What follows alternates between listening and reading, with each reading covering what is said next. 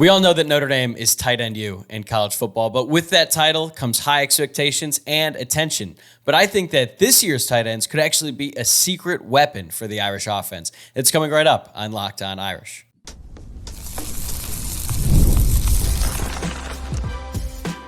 You are Locked On Irish, your daily podcast on the Notre Dame Fighting Irish.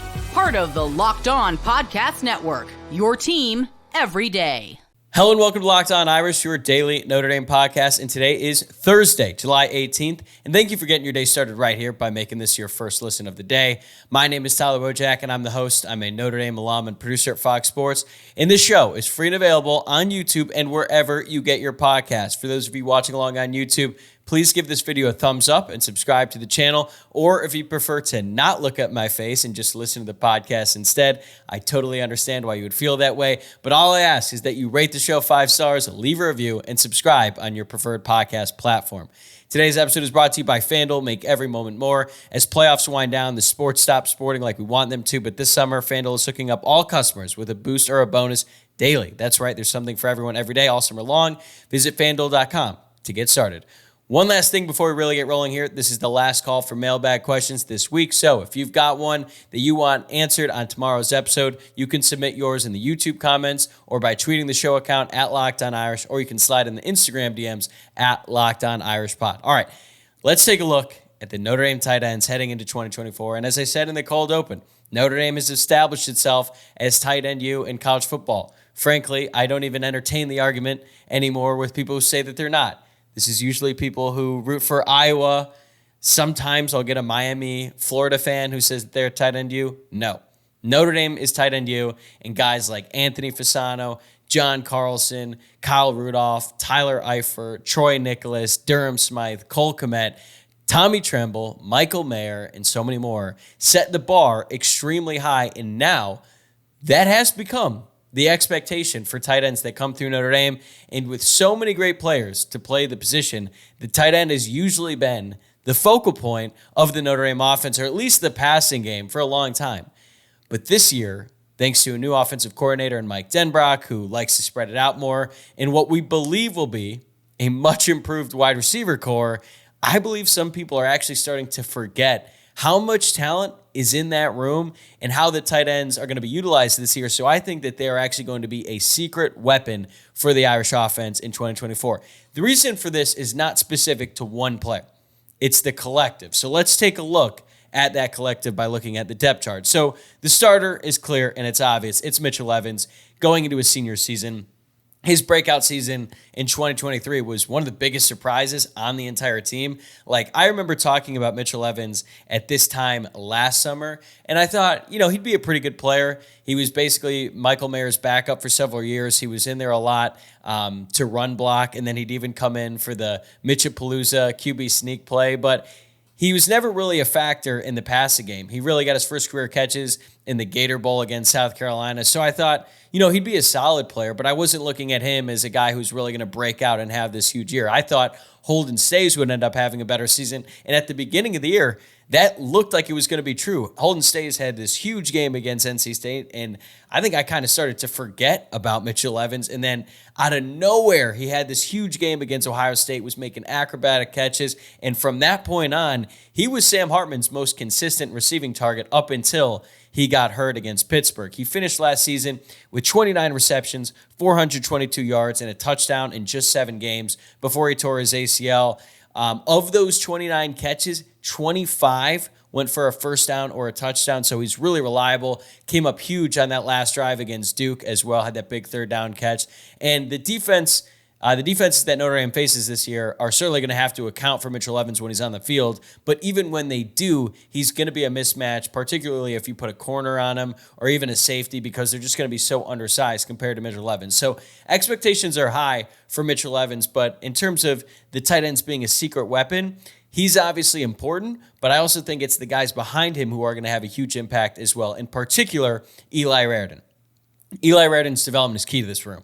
He's a key piece as to why I think this group has such a high ceiling this year. He's been at Notre Dame for 2 seasons, but he doesn't really have that much to show for it because, unfortunately for him, he's been injured. He suffered 2 ACL tears in a 10-month span, and he only has 5 receptions for 51 yards and a touchdown so far in his career. But Notre Dame fans who have been following him since he was a recruit, know how talented he is and what his potential really is. He is huge. He's 6'7", 250 pounds, but he doesn't really look 250. He has really long arms and he's just jacked. Like I think it was Mike Mayock. No, someone called him a Greek god when they visited Notre Dame's visited Notre Dame's practice, and the name is escaping me, but still. No, I know who it was. It was Jason Garrett. Yes, the color commentator. Went to Notre Dame practice a couple years ago, right when he got the job as the color commentator on NBC, and he said 9 is going to be an NFL player, and the 9 that he was referring to was Eli Ren. And he was the number 2 tight end recruit in the country in the class of 2022, according to 24/7 Sports. And now that he is fully healthy and has had enough time to recover from those ACL tears, I think he is going to be a factor from day one. They were a little bit conservative with him in spring practice, just in terms with how full go he was going in practice.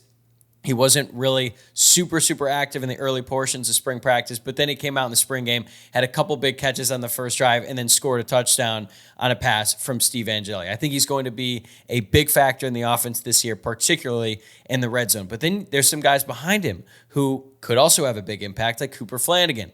He's going to be entering his sophomore year. He's another guy who is kind of off the radar, especially to people outside of the Notre Dame space. I think he's going to be a factor. He wasn't expected to play much at all last season as a true freshman, but then appeared in 11 games, mostly as a blocker. But I think the fact that he was getting time at all was pretty impressive, considering Notre Dame had Evans, and they had Holden Stays, and they had Eli Ren at the end of the year. It didn't matter. Cooper Flanagan was still out there getting reps, and I believe that's significant. Even though he's tight end number 3 right now, I think he's going to have an opportunity to go out there and make plays. I think it's just going to be a question of, is he just a blocker still, or can he actually be a threat on the passing game? At 4, you've got Kevin Bauman. Kevin Bauman came in at the same time as Michael Mayer, but unfortunately his career has been crippled by injuries. I'm going to talk more about this later on in the show, but he did have a ton of potential at one point in time. He was the number 6 tight end in his class. This year, it's going to be a question of, can he live up to that in 2024? It's hard to say, but then behind Kevin Bauman, you've got Davis Sherwood and Jack Larson. Sherwood, former walk-on. He might be 5th on the depth chart at tight end, but he's going to see a lot of action as a run blocker. He even caught a touchdown pass last year against NC State. I think if they put him back in more of his traditional H-back role, he's going to be more effective than as a tight end, even in the slot around the line of scrimmage. Last year wasn't as good for him as the year before, but I think he's a really tenacious blocker, and he can be effective as well. And then when the defense forgets about him, he can slip out, and he's wide open just like he was against NC State for that touchdown catch. And then Jack Larson, the true freshman, doesn't have quite the traditional body type that you might be accustomed to with Notre Dame tight ends, but he has elite pass-catching ability. When you look at his high school film, he is constantly making insane grabs. Sometimes he's draped in coverage. Sometimes he's just making up for a bad pass by the quarterback. But I think he's going to be really good. Had a nice couple catches in the spring game as well. So when you look at this group as a whole, I don't think any of these guys are quite at the level of Michael Mayer or Tyler Eifert, at least at this point in their careers. It could happen down the road. But right now, there is no obvious guy like, all right, every single third down, you're going to try to hit Michael Mayer or Tyler Eifert like Notre Dame used to do, even though I think Mitchell Evans is still really good. Mike Denbrock also said that Notre Dame is going to run more 11 personnel this year, and that's something we saw a lot when he was the offensive coordinator at LSU. Now, granted, the personnel at LSU was a lot different than what it is at Notre Dame, but still, I think that's noteworthy. He wants to spread the ball out more, and he also wants to run the spread, get the defense spread out, and then run the ball up the middle when you have a more advantageous situation in the box, whereas last year Notre Dame would just run 12 personnel constantly, and they just run it into a stacked box over and over again. That's not what Mike Denbrock is going to do. So you might think, okay, well, if Notre Dame's going to run 11 personnel with 1 running back, 3 wide receivers, and 1 tight end, maybe the tight end won't factor into the offense as much. I don't think that's going to be the case. I think that Mike Denbrock is going to find mismatches with his tight end. It's usually going to be Mitchell Evans, but I also think that it's going to be Raridan and some of the other guys I just mentioned who could come in his place that are going to be a factor. The defenses are going to have to focus on Jeremiah Love in the backfield and in the slot. They're going to have to focus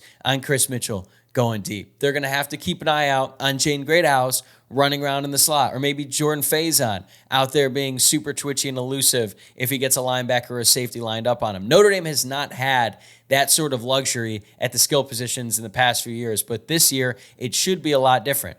And when the defenses become so focused on the skill guys, that's going to open up new holes in the defense for the tight ends to run through. Typically, you could see a tight end running straight down the field on a seam route. Defense might completely forget about him. Or hell, they might even have one guy on him like a linebacker or a safety, but Mitchell Evans and some of these other guys are just too big and too strong and frankly too good for you to put a linebacker on him. So I think that's going to create great situations for these guys to come through in big-time situations. I think Eli Ren is going to be such a critical player in the red zone. Like, he might not even have 20 catches on the year, but he could end up with 5 touchdowns. Like, he's going to be an impact player. Cooper Flanagan has a chance to emerge as well when he's out there. So all in all, I think this tight end room has a ton of talent, and it's going to be about the collective rather than one individual like we've seen in the past. And I think it's going to pave the way for a very productive season from the Notre Dame tight ends.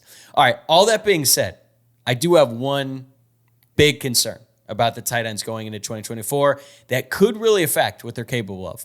That's next on Locked On Irish. Today's episode is brought to you by FanDuel. I love sports. I love them so much that I never want them to stop. But as the playoffs wind down, we get fewer games, and the sports aren't sportsing like I want them to. But FanDuel lets me keep the sports going whenever I want. All I have to do is open the app and dream up bets anytime I'm in the mood. And this summer, FanDuel is hooking up all customers with a boost or a bonus daily. That's right, there's something for everyone every day, all summer long. So here's my pick. We're going to go a little bit off the beaten path here. We're going to talk some golf, okay? The Open Championship is coming up, and it might be easy to take Scottie Scheffler, the clear favorite. He's been the best player in the world for a really long time at plus 450. But what about Colin Morikawa? He's been hanging around the last few major tournaments. He's been in the mix on Sundays, and I think you're getting pretty good value with him at plus 1,400 on FanDuel right now. He's been chipping away, and now I think he's finally going to get over that hump, and I think he is a good pick to win the Open Championship at plus 1,400. Again, there's not a whole lot to bet on these days, but FanDuel has got you covered. So head over to FanDuel.com and start making the most out of your summer. FanDuel, an official sports betting partner of Major League Baseball. So my biggest concern about the Notre Dame tight ends is probably an obvious one if you've been following the situation. I am really concerned about their ability as a group to stay healthy. And honestly, I try and stay away from that kind of analysis because I do feel like it can be a bit of a cop-out in some situations. Like, if they can't stay healthy, they're probably not going to be as good. Well, yeah, obviously. And specifically, if a bunch of guys who play the same position all get hurt, they're probably going to struggle. Like, great analysis, dude. But I think in this case, it's so concerning because there's a history of injuries for multiple key players, including 3 of the top 4 guys listed on the depth chart. So let's go through it. Mitchell Evans, the starter, he suffered a torn ACL and MCL at the very end of October last year in the fourth quarter of that Pitt game. And I know a lot of fans were upset about the fact that he was even in that game because it was a bit of a blowout, but still, I don't fault the coaches for doing that. I think it was just a freak injury, and it actually ended up being a little bit more severe than we might have thought because he walked off the field on his own power, if I remember correctly, but he suffered a torn ACL and MCL, which means it required a bit of reconstruction work. The good thing for Mitchell Evans is this is his first ACL tear, and it's easier to recover from your first one than the second one, both mentally and physically. I'll talk about that with Eli Ren here in a second. But fortunately, Marcus Freeman said that he expects Mitchell Evans to be ready by the start of fall camp. That would be almost exactly 9 months to the day that he first suffered the injury. How effective will he be? That remains to be seen. And when is he going to be operating at 100%? Because there's probably going to be a bit of a build-up process for him as he goes through fall camp, because fall camp is hard for everyone. It's especially hard if you haven't been able to train and get ready all offseason like you normally would if you weren't rehabbing that injury. I'm less concerned about Mitchell Evans compared to the rest of the group, but the fact that he's the starter and he's coming off a very serious knee injury that is going to probably hold him back right up until the start of the season is definitely a concern. Then there's Eli Ren. I mentioned it earlier. He suffered 2 ACL tears within a 10-month span on the right knee. He first suffered that ACL tear when he was playing high school basketball his senior season. That was just really, really unfortunate. But then he came back at like a freakish pace. And that was kind of another sign that like this guy is just built different. He's still in high school or a true freshman in college. He hasn't even played a single game yet, and he was coming out, and they were talking about his recovery as it like being almost unheard of, how quickly he was able to get back on the field. And he was even getting some playing time as a true freshman behind Michael Mayer in 2022, but then he tore that ACL again in October of that year. And this is what Eli Ren said about his second tear to Eric Hansen from Inside ND Sports. Quote, "The second ACL is always harder mentally, and also with my surgery, it was a little more traumatic on my knee with the patellar tendon. I was getting a lot more pain than the first time. There were a lot of mental barriers coming back later on in the season, especially Louisville," end quote. And I think that makes sense because even though Eli Ren was technically full go, according to Marcus Freeman, at certain points last year, and if you're listening to the podcast, I put full go in air quotes, because he was around the team, but he didn't even play an actual game until the Louisville game, but he didn't have a catch until the Wake Forest game in November. He did add a touchdown that game, which is a really cool moment. He said he blacked out after that because he was in such shock. So it was a long road to recovery for Eli Ren after that second one, was dealing with more pain, more difficult rehab, all of that. But I'm really happy he was able to get that moment, and especially in that Wake Forest game, to kind of keep him going throughout this offseason. I mentioned that they held him back a little bit in spring practice. I think that was totally precautionary. I don't think he suffered a setback or anything like that. But when you have a player who is as talented as Eli Ren, who has already suffered 2 ACL tears on the same knee, you have to be very cautious with how you use him, both in practice and in the game. And it's going to be something that everyone on the team is going to have to keep an eye on throughout the rest of Eli Ren's career. It's not impossible to come back and be a great player after 2 ACL tears. You can just look at Drew Tranquill as an example. That guy suffered 2 ACL tears in college and is now a Super Bowl champion and one of the best players on the Kansas City Chiefs defense. So it's not impossible, but it is a concern. And I think that now that he's had a full offseason to really just be healthy and be a normal football player again, I think he's poised to have a great year, but there's always going to be there's always going to be a part of me where I'm like, oh, he goes down awkwardly. I'm going to be holding my breath. Then there's Kevin Bauman.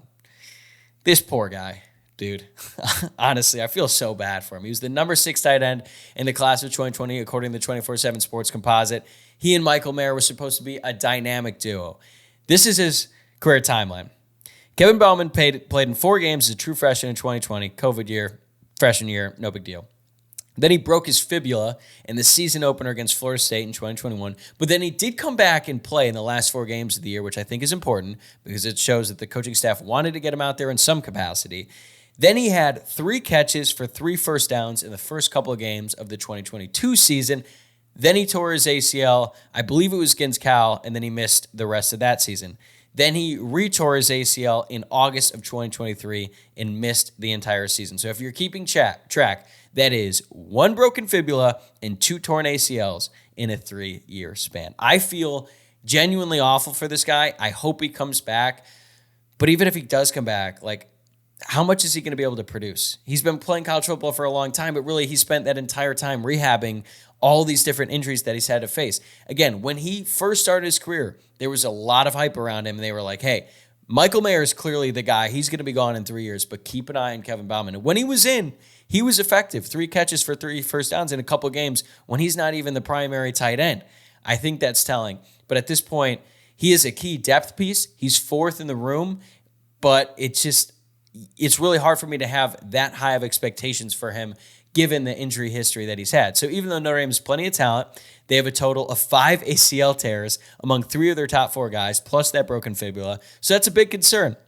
And I think this is where the loss of Holden Staes comes into play. Staes transferred to Tennessee after last season, and even though he would probably still be the 3rd tight end in this room behind Eli Ren and Mitchell Evans, Holden Staes would provide quality depth to a position that needs it. I talked about his transfer at the time, and I was like, look, it might not feel like a big loss now, and maybe it won't end up being one. Maybe if all these guys stay healthy, we won't really be thinking about Holden Staes. But if all these other guys start getting hurt, then that loss is going to come up. So Notre Dame definitely has enough talented guys that they can use wisely and not run them into the ground, which would then lessen the risk of injury. But, you have to be concerned about, what if Raridan's knee flares up again? Or what if Mitchell Evans suffers a setback?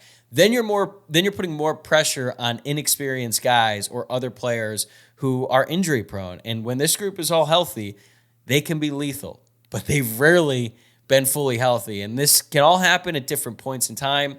Hopefully that this group is able to just stay together and stay healthy all season long. And if they do suffer an injury, it's just one guy, and the other guys can kind of come in and pick up the slack. But if you have a situation where Evans and Raritan are out, and now you're putting Cooper Flanagan in a situation that he's not been in before, or Jack Larson or Davis Sherwood, then I have concerns about this group. And that's really my only concern about the group as a whole, because they have a ton of great options in that room. They're extremely talented, but it would not take much for things to change and for the tight ends to be in a really dire position. But we're all hoping and praying that that's not the case. All right, coming up next, which player or prospect has the chance to be the next Notre Dame great tight end? The answer might already be in the room.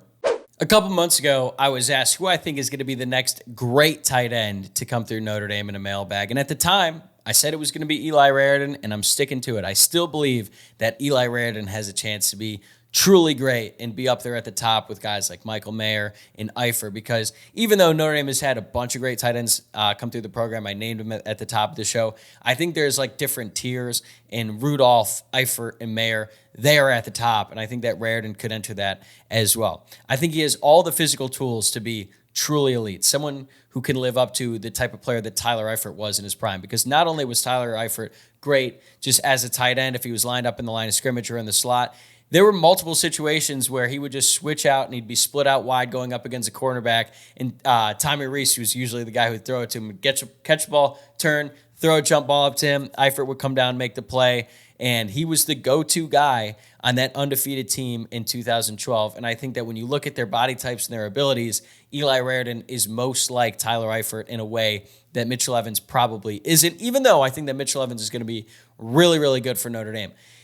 I don't think that Raritan has a chance to put up the same numbers as Eifert did in his career, just given the fact that he's already missed 2 seasons. And if he does have a breakout season, he should go to the NFL immediately. Given his injury history, he should capitalize on that moment as soon as he possibly can. I think we're just going to start to see signs of Eli Raritan's ability this year as the backup to Mitchell Evans. As I mentioned, I think he's going to be huge in the red zone. He's going to come in and make plays. We're going to be like, oh man, like he's a really good player on this year's team, but next year when he is the guy at tight end, that's where he's really going to break out. You look at Tyler Eifert's career numbers, they're insane. 140 career receptions, 1,840 yards, and 11 touchdowns in just 3 seasons of action. Eli Raritan's not going to be able to do that, but I do think that he's going to have like one season. The most receiving yards that Tyler Eifert had in a season was 805 in 2011. I could see Eli Raritan putting up those kind of numbers probably next year. Maybe this year if Mitchell Evans gets hurt, but we're all hoping for that not to happen. And I think when I say things like that, it might come across as a little bit dismissive of Mitchell Evans, but that's not the case. I think he's going to be very good this year. I think he could be more like Cole Kmet in 2019. Cole Kmet, really good player for Notre Dame. Granted, he only was a factor for 1 year because he was sitting behind other very talented guys, but when he had his moment to shine, he did exactly that. In 2019, he had 43 catches, 515 receiving yards, and 6 touchdowns in 10 games because he missed the first couple of games that season due to an injury. Comes in, makes his debut against Georgia, and was one of the best players on the field in that game against a Georgia team that was coming off being the national championship runner-up. He came out, had a huge game, and Georgia really didn't have any answers for him. He was carrying the Notre Dame offense in that game and carried them at different points throughout that season, and he was a really good player. Now he's with the Chicago Bears, got a second contract. So if Mitchell Evans ends up being Cole Kmet, that's still a really, really great career, both in college and in pro, but I just don't think that Cole Kmet is on the level of some of those other guys that I just mentioned. I mean, look, you think about last year, there was a point where we thought Mitchell Evans could be playing his way into the NFL draft before he got hurt. Like when he was really starting to break out, you're like, man, he's really good, but like, are we going to lose him after this season? It didn't end up happening that way, unfortunately for him, because he got hurt, but he could definitely be a top-end NFL draft prospect if he has a big season this year. I just think that with Raritan's size, length, athletic ability, all of that, it just gives him a leg up over Evans, especially what NFL teams like now in the modern tight end. But let's say it's not Evans. Let's say it's not Raritan. Who else could it be? Well, I don't think it's going to be Kevin Bauman, given his injury history. I haven't seen enough from Cooper Flanagan to think that he's going to be a great receiving threat yet. Now, that could all change here in a couple of years, but I think it's too early to say based on his profile. I don't think it's going to be Jack Larson, although he could end up being a really good player. As I mentioned, true freshman, but he's just not like the automatic mismatch that you might be seeing with other tight ends because Jack Larson is only 6'3", not 6'6". He's built more like a wide receiver than like your traditional tight end that comes to Notre Dame, but still very effective catching passes out there. But keep an eye out for James Flanagan. James Flanagan is the 4-star tight end in Notre Dame's class of 2025. He's a top 150 player nationally and the number 6 tight end in the class. But there really has not been a ton of conversation around James Flanagan because he's been solid with the Irish for a long time. There wasn't like, a Derek Meadows situation in terms of his recruitment with James Flanagan, but he's got all the tools. He's 6'5", he's 250 pounds. He's a great multi-sport athlete for his high school. His dad, Jim Flanagan, played for Notre Dame in the early 90s, was a really great defensive lineman. Then he was drafted in the 3rd round by the Chicago Bears, so he's got great football pedigree. It seems like his head is on the right shoulders, so he could have a chance once he gets on campus. And if you really want to look down the line, keep an eye out for Brock Harris in the class of 2026. He is a 5-star tight end on the 24/7 Sports Composite. He's from Utah. He's 6'6", 240 pounds. Notre Dame offered him on Pot of Gold Day, and by all accounts, they have made a great first impression, or I should say, early impression with him so far. He was one of the most dominant tight ends in the country as a sophomore, and Notre Dame was working really hard to land him. I think they're going to be able to get him on campus here either this fall or just any time in the near future. So when I think about what Notre Dame has in the future, the guys that they're going after on the recruiting trail, and when I look at who they have in the room with Evans, Raridan, all these guys, it's clear that the future is bright for Notre Dame at the tight end position, as it should be. But I'm so high on Eli Ren, and despite the injury history, I'm just not letting it go. He was just one of those guys when Notre Dame got him out of high school, it just felt like he was going to be different.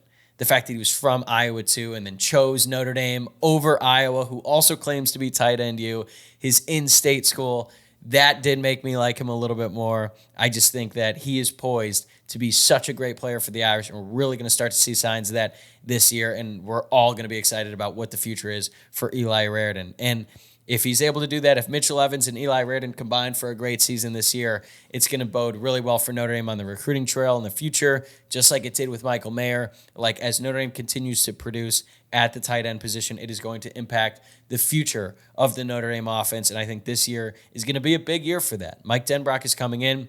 He's the offensive coordinator. Great hire by Marcus Freeman in the offseason. I think it's totally changed everyone's expectations about what this offense can be this year and beyond. And the tight end has been such a focal point of the Notre Dame offense for so long. And it's still going to be a very important part. I just think it's going to surprise some people with how productive they are this season when all the focus is going to be on the other guys because it's new and exciting. And we're kind of used to having a great tight end. But this group is really going to surprise some people. And despite how strange it might feel for me to say that the Notre Dame tight ends are going to surprise people with their production, I really think that's going to be the case this year, and it's going to be very impactful for the Notre Dame offense. But that is going to do it for me today. Thanks again for making Locked On Irish your first listen of the day.